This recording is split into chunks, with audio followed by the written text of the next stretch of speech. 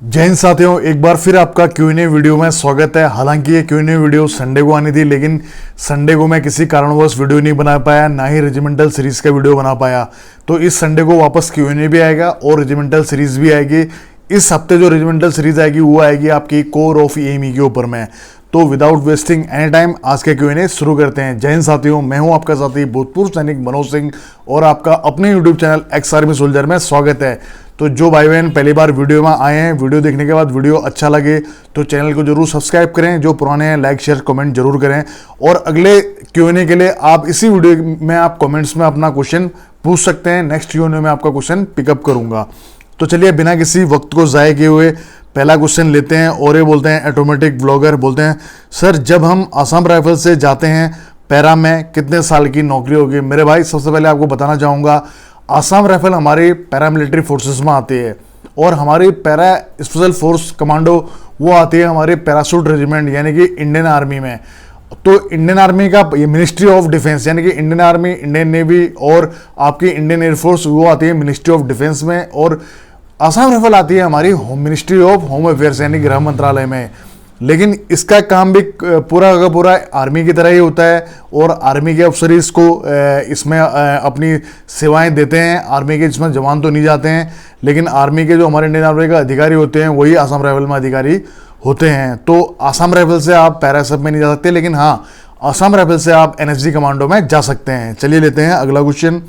योगी gamer और ये बोलते हैं सर पैरा एसएफ कमांडो में जाने के लिए आर्मी में होना जरूरी है क्या। बिल्कुल मेरे भाई, पैरा एसएफ कमांडो वो मिनिस्ट्री ऑफ डिफेंस और इंडियन आर्मी का ही पार्ट है यानी कि इंडियन आर्मी की एक इन्फेंट्री रेजिमेंट है, पैराशूट रेजिमेंट, और उसकी कुछ यूनिटें हैं जो पैरा एसएफ कमांडो है।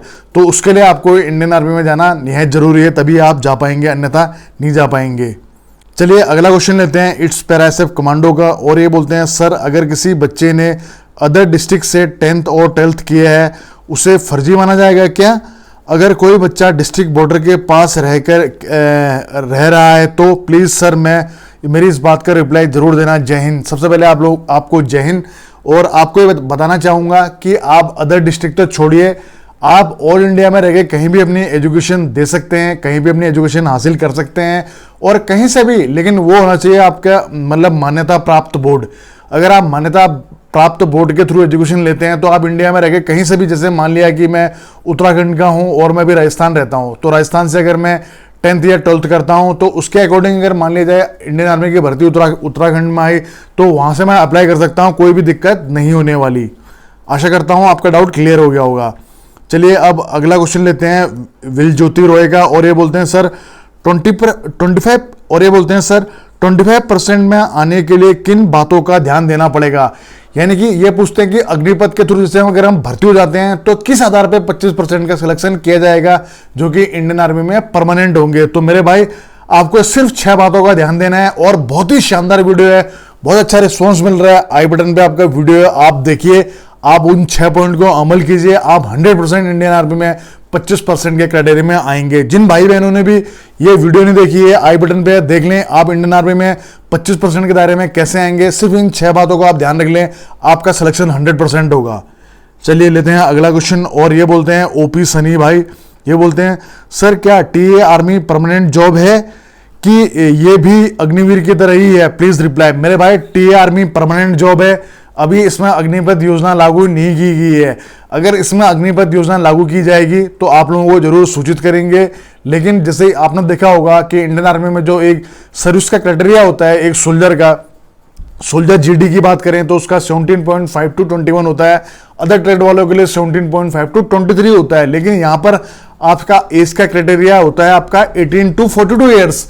और अग्निपथ तो इसलिए लाया जा रही है क्योंकि ये बोल रहे हैं कि 32 साल 36 साल का जवान एवरेज 36 है, वो ज्यादा हो गई है तो इनको वो 26 करना है। तो इसमें तो लेते ही 18 to 42 ईयर्स है, या तो वो ऐसे क्राइटेरिया इनको खत्म करना पड़ेगा।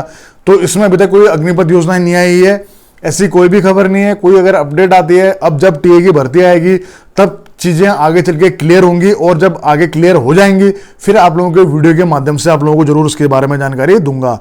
तो चलिए अब लेते हैं अगला क्वेश्चन। और ये बोलते हैं Hrithik sir army technical Agniveer में पॉलिटेक्निक डिप्लोमा वाले को 50 बोनस मार्क मिलेंगे क्या सर या नहीं? Please reply me. मेरे भाई अभी तक इंडियन आर्मी में आपने देखा होगा सिविल का कोई भी डिप्लोमा या डिग्री का कोई आपको बेनिफिट नहीं मिलता है सिवाय एनसीसी या आपका स्पोर्ट्स कोटा। और स्पोर्ट्स में भी आपके कौन कौन से सर्टिफिकेट मान्य हैं उसकी आई बटन पे वीडियो आप देख लेना, तब जाके आप उसमें अप्लाई कर सकते हैं। और आपका डिप्लोमा का टेक्निकल के लिए कोई भी क्राइटेरिया ऐसा नहीं है कि आप लोगों को 50% का बोनस मार्क उसमें दिया जाएगा।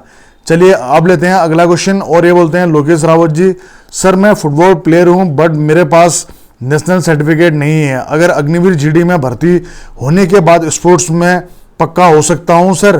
प्लीज़ सर इसके बारे में बता दो। लोकल फुटबॉल सर्टिफिकेट है मेरे पास डिस्ट्रिक्ट लेवल का। मेरे भाई ये पॉइंट जो मैं बोल रहा हूं बिल्कुल अपने जहन में बैठा लेना, और जो भी मेरी वीडियो देख रहे हैं इस पॉइंट को बिल्कुल अपने माइंड में बैठा लेना। अगर आपका गेम के प्रति इंटरेस्ट है तो यकीन मानिए कि अगर आपका इतना सा गेम है तो इंडियन आर्मी में चल के आपका गेम इतना बड़ा बन जाएगा। आप लोगों को लग रहा होगा कि यार ये कुछ ज्यादा ही हो गया, बिल्कुल ये बिल्कुल परफेक्ट बता रहा हूं आपको, क्योंकि इंडियन आर्मी में आपको ट्रेनिंग बहुत जबरदस्त ढंग से दी जाती है।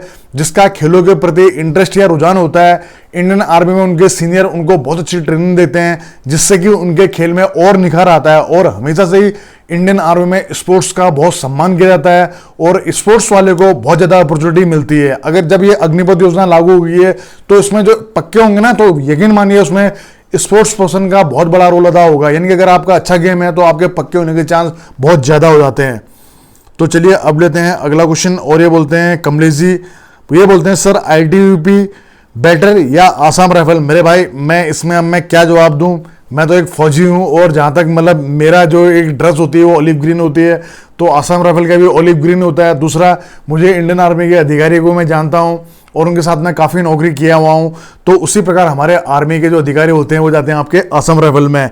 तो मुझे तो मेरी आसाम राइफल ही अच्छी लगती है क्योंकि मेरे परिवार के काफ़ी लोग हैं और आईटीबी में भी मेरे परिवार के काफ़ी लोग हैं। लेकिन फिर भी अगर चॉइस बोलोगे तो दोनों बेस्ट हैं, लेकिन फिर भी अगर आप एक चॉइस बोलोगे तो मैं आसाम राइफल बोलूँगा। ये मेरी व्यक्तिगत चॉइस है, आप लोगों की कुछ भी हो सकती है, कि डिपेंड करता है आपको खाकी पसंद है या आपको ऑलिव ग्रीन पसंद है। आप लोग कमेंट्स में जो भाई बहन देख रहे हैं आप कमेंट्स में ज़रूर बताएं। अब लेते हैं अगला क्वेश्चन और ये बोलते हैं ध्यानदेव जी, ये बोलते हैं जय हिंद सर, जय हिंद ब्रो, क्या नर्सिंग असिस्टेंट वाले पैरा एसएफ या एनएसजी कमांडो में जा सकते हैं? मेरे भाई नर्सिंग असिस्टेंट वाले पैरा एसएफ कमांडो में जा सकते हैं, लेकिन as a para SF commando नहीं।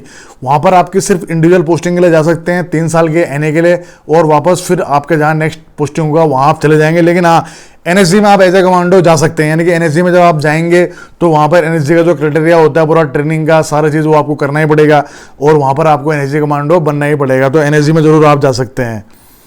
चलिए अब लेते हैं अगला क्वेश्चन और ये बोलते हैं हरिओम तिवारी जी, जय हिंद सर, जय हिंद सर। मैंने कई बार कमेंट्स किया है कि para SF commando permanent service है या अग्निवीर की तरह 4 साल ईयर्स की है, लेकिन आपने हमारे कमेंट का रिप्लाई नहीं दिया सर। इस बार अगले संडे को मेरा कमेंट रिप्लाई दीजिएगा सर, प्लीज़ इग्नोर मत कीजिए। मेरे भाई कमेंट ले लिया है, और जिन भाइयों का भी इसी प्रकार है कि मैं कमेंट सबका नहीं ले पाता हूं, तो आप ही लोग बताइए कि 10 या 12 कमेंट लेते हैं, सबका कमेंट्स ले पाना मेरे लिए भी संभव नहीं हो पाता। लेकिन हाँ, कमेंट सबके ज़रूर पढ़ता हूँ, और कोई ऐसा टॉपिक होता है जिसके बारे में कि मुझे जानकारी देनी चाहिए उसके बारे में मैं वीडियो जरूर बनाता हूँ। भले ही अपना यूट्यूब हमारी वीडियो 1000-1500 पे रोक दे, कोई दिक्कत नहीं है। हमारा काम है आपको बताना, आप लोगों का काम है उस चीज़ को अच्छी लगती है तो लाइक शेयर करना, तभी रीच भी मिलेगी और तभी आप लोगों को ज़्यादा से ज़्यादा इसके बारे में नॉलेज भी मिलेगी। तो चलिए, ये तो हो गया अलग पॉइंट। अब आते हैं आपके मुद्दे वाले पे, यानी कि आप कहना चाहते हैं कि para SF commando permanent service है या अग्निवीर की तरह 4 साल का है। देखो, पैरा एसएफ कमांडो तो परमानेंट है ही है। हाँ, आप जो कमांडो जाते हैं इंडियन आर्मी के थ्रू पैराशूट रेजिमेंट में, तो वहां पे भी अग्निवीर लागू है, यानी कि अग्निपथ योजना के थ्रू वहां भी भर्ती लागू है। तो वैसे आप अग्निपथ के थ्रू आप एसएफ में भी जा सकते हैं।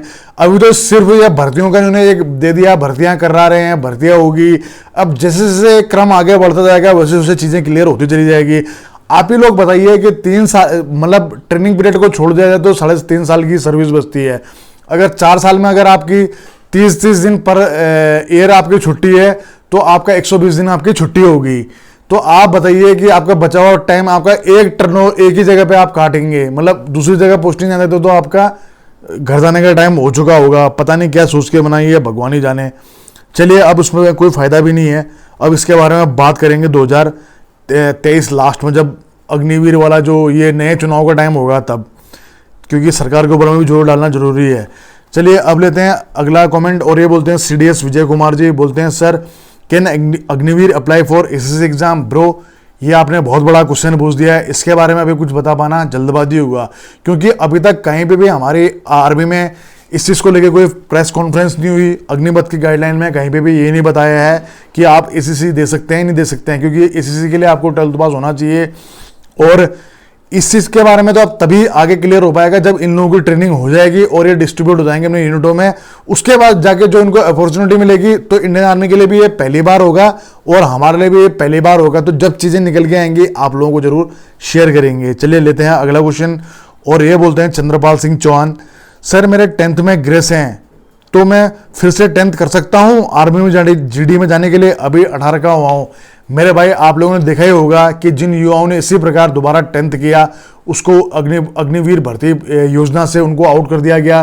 साथ ही पता भी चल जाता है कि आपने दोबारा से एज घटा के आपने 10th किया। तो इस प्रकार मतलब मैं एक फौजी बंदा हूं, आपको गलत राहों के लिए कभी नहीं बोल सकता कि आप ऐसा करो। चलिए लेते हैं अगला क्वेश्चन, और ये बोलते हैं अमित गौड़ जी, सर आपके वीडियो से हमें बहुत मोटिवेशन मिलता है। जय हिंद सर। जय हिंद मेरे भाई। मेरा हमेशा से यही लक्ष्य रहता है कि आप लोगों को हमेशा खुश रखूं और फौज के बारे में आपको बहुत अच्छी जानकारी दूं, और एक जोश और जुनून यानी कि इंडियन आर्मी का जो गौरवमय इतिहास है आप लोगों के सामने बताऊं, और इंडियन आर्मी में आप क्या ट्रेड के बारे में जो आपकी जानकारी हैं वो आप लोगों को बहुत बेहतर ढंग से क्लियर कर सकूं। तो कोशिश करता हूं। बाकी आप लोगों को कैसा लगता है अपनी राय कमेंट्स में जरूर दें। चलिए अब लेते हैं अगला क्वेश्चन, और ये बोलते हैं विपिन चौहान जी, सर कोई फौजी घर छुट्टी आया हो और उसको किसी केस में जेल हो गई हो तो उसे आर्मी से निकाल दिया जाता है? मेरे भाई आर्मी में बहुत सारी प्रक्रियाएं होती हैं, उनका GCM कोर्ट बैठता है जहां कोर्ट मार्शल की प्रक्रियाएं चलती है। फिर ऐसा नहीं है कि उसके ऊपर में थोप दिया जाता है। इंडियन आर्मी की तरफ से पूरी कोर्ट होती है, वहां जज भी इंडियन आर्मी के और वकील भी इंडियन आर्मी के अधिकारी होते हैं। तो वहाँ दोनों पक्षों की बात सुनी जाती है। उसके बाद में जो फैसला आ जाता है, उनको लगता है कि नहीं इसका गुनाह बहुत ज़्यादा है या इसने वाकई में गुनाह किया हुआ है, जो कि अगर जेल मतलब आपका गुनाह किस टाइप का है डिपेंड करता है उस पर। बाकी पुलिस को अधिकार नहीं है कि 302 या ऐसे कोई खास इतनी जो भयंकर जो धाराएं होती है उस पर अंदर कर सकती हैं।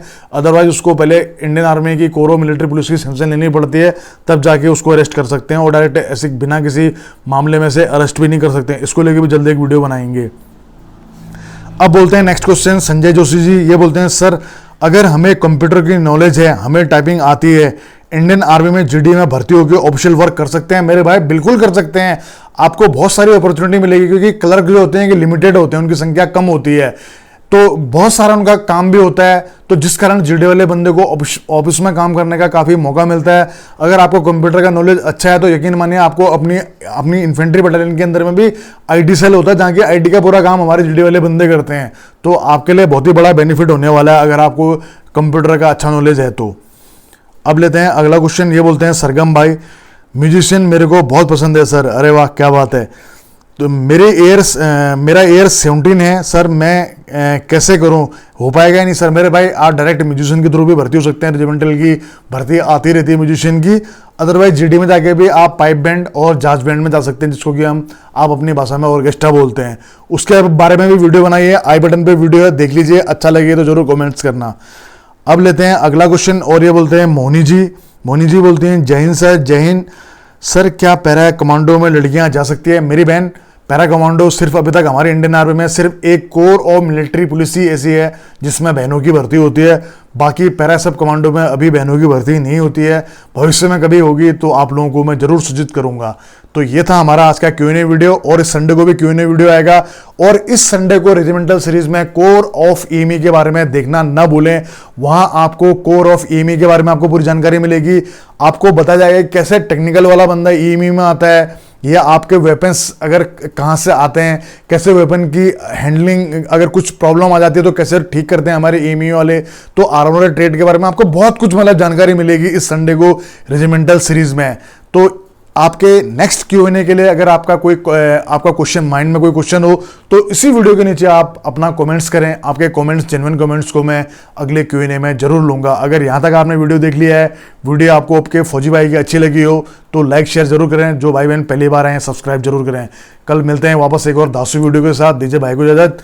जय हिंद, जय भारत, वंदे मातरम, भारत माता की जय। दोस्तों सब्सक्राइब कीजिए एक्स आर्मी सोल्जर को डिफेंस की सबसे सटीक और सबसे आसान भाषा में जानकारी के लिए। साथ ही बेल आइकन को प्रेस करें ताकि आपको नोटिफिकेशन सबसे जल्द मिले।